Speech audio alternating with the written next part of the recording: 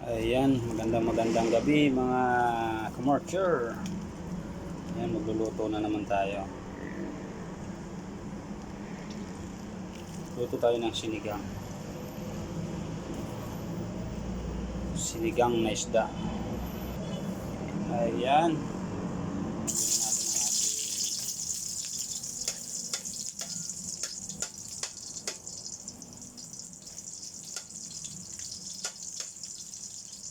Ang niluto po natin ngayon ay sinigang. Sinigang to pero gigisayin natin dahil isda kailangan parang lansa.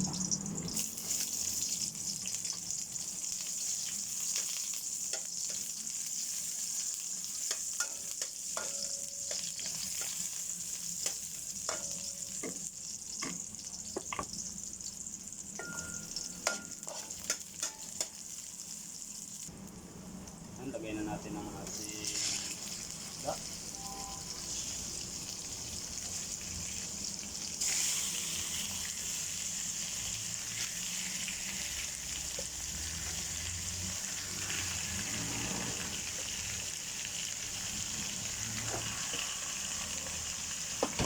Ayan.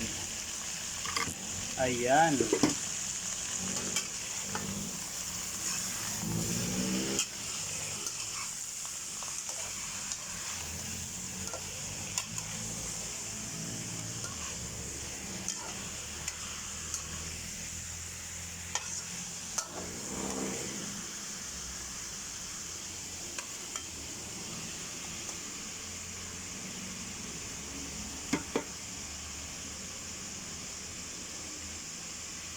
Tagal-tagalin natin ang gisa. Lagyan natin ng mantika, paminta.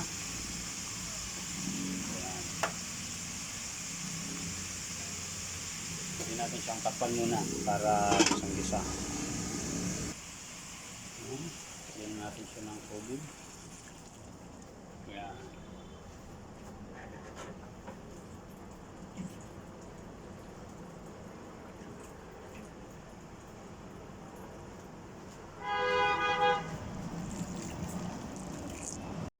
Lagyan natin ng magic sarap.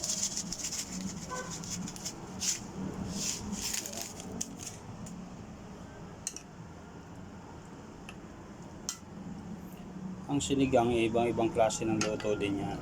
So tayo ay marami tayong naluto na iba-iba. So susubukan natin yung mga ibang luto na may twist para kakaiba naman yung lasa. Lagay na natin ang ating sinigang.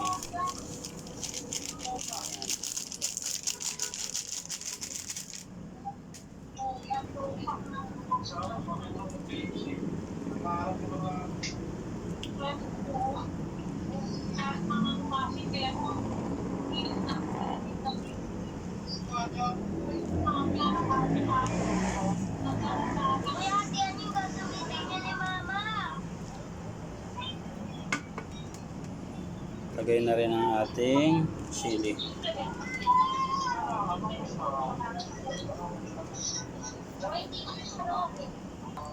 Ang sawap.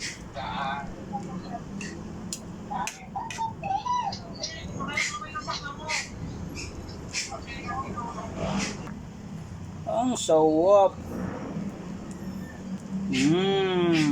Kita mo yan guys, oh. Mga kamorcher, sinigang na dorado. Ayan. Sawap.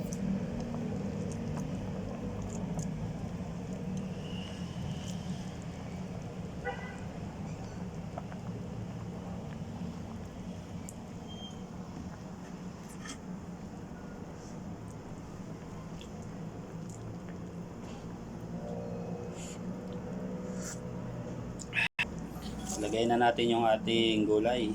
Ayan. Kasi luto na yung ating isda.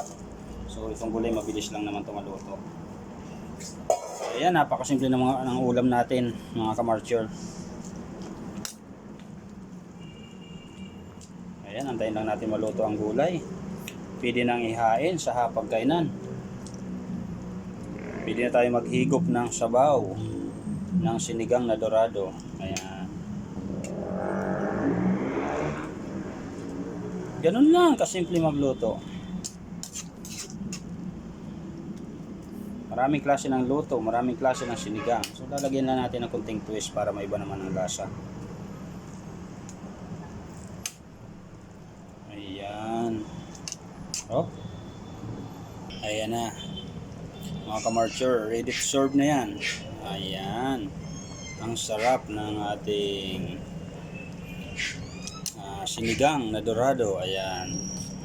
Ayan, oh. Ang sarap. Kain na tayo.